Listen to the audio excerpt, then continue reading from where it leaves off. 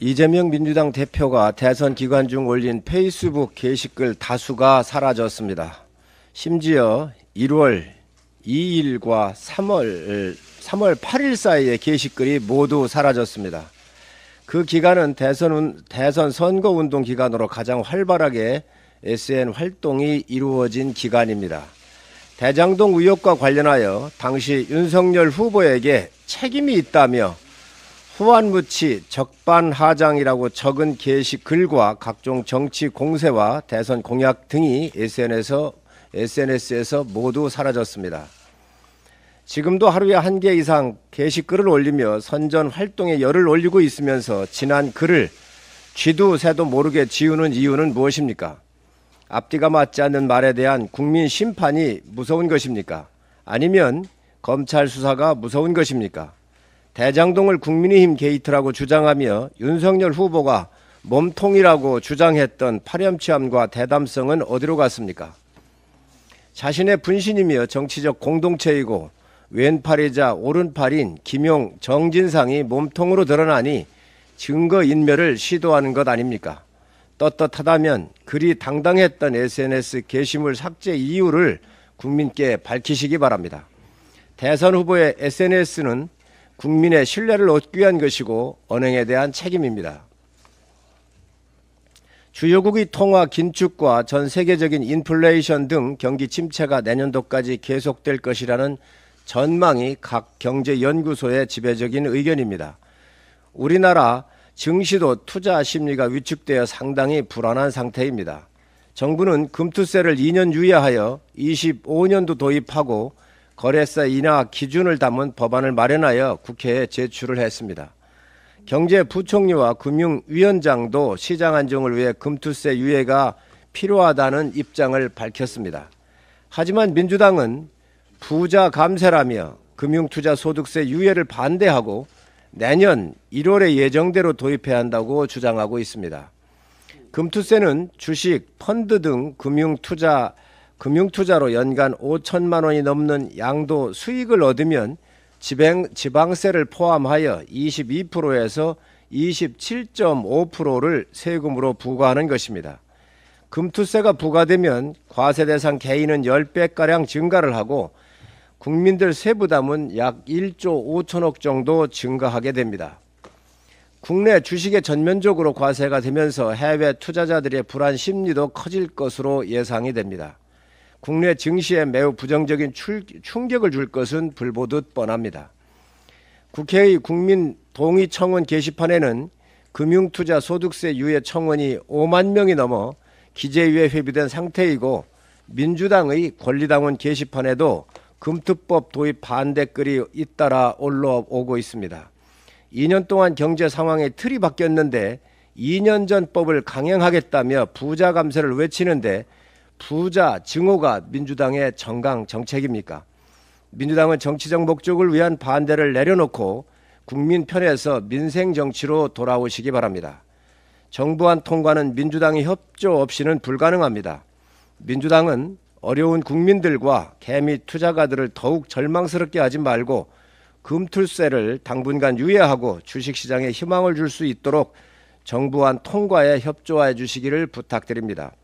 민주당은 윤석열 정부가 낸 법안을 한 건도 처리해 주지 않는 발목 잡기로 일관해 왔음을 잘 알 겁니다. 이젠 개미들 발목 잡기까지 하게 생겼습니다.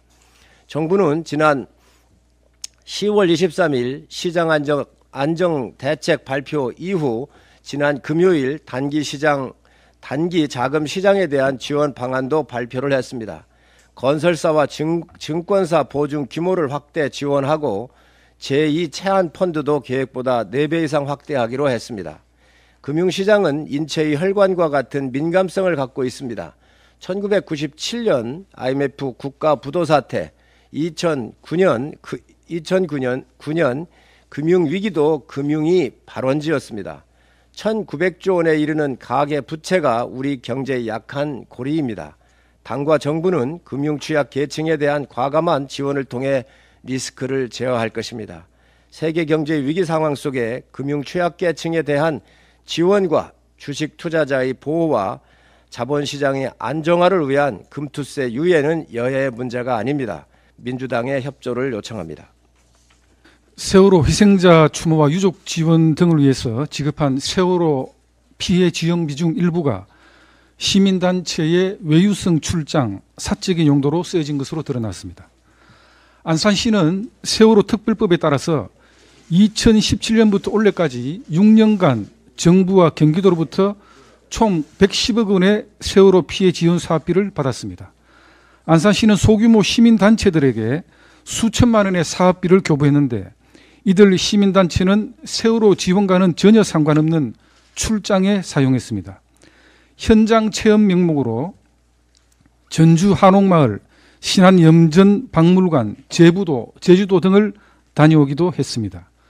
한 시민단체 관계자는 여름철 성수기에 대부도의 수영장 딸린 펜션에서 자녀들과 1박 2일 여행을 하기도 했는데 세월호 유족은 아닌 것으로 파악됐습니다. 또 다른 시민단체는 1,900만 원을 교부받아 930여만 원 상당의 인쇄 홍보 일을 자신의 배우자에게 맡긴 사례도 적발됐습니다.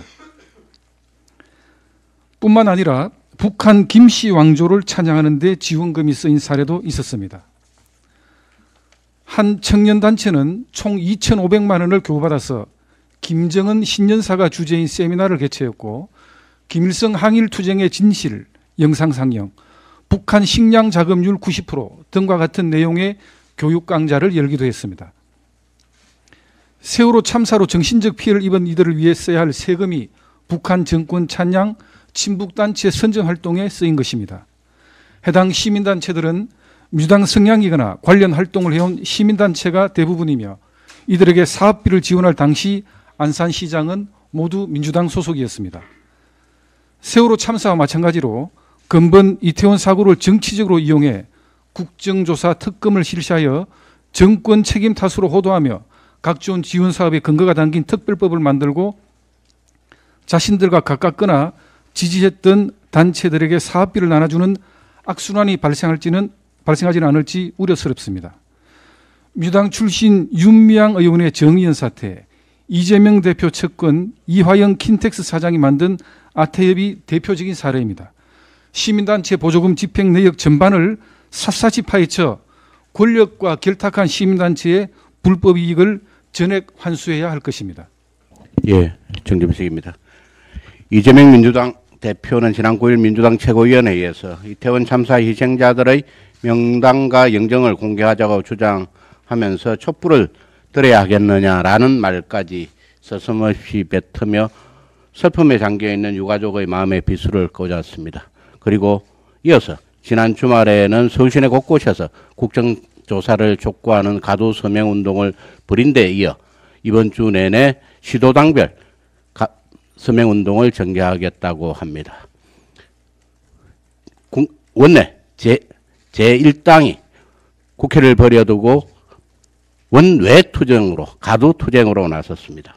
앞선 7일 민주당 문진석 의원과 이현희 민주연구원 부원장 간 주고받은 이태원 사고 희생자 영정과 이런 공개 방침에 대한 문자 대화가 공개된 이래 당대표까지 나서서 이러한 폐륜을 자행하고 있는 것에 대해 정말 참담함과 개탄스러움을 금치 않을 수 없습니다.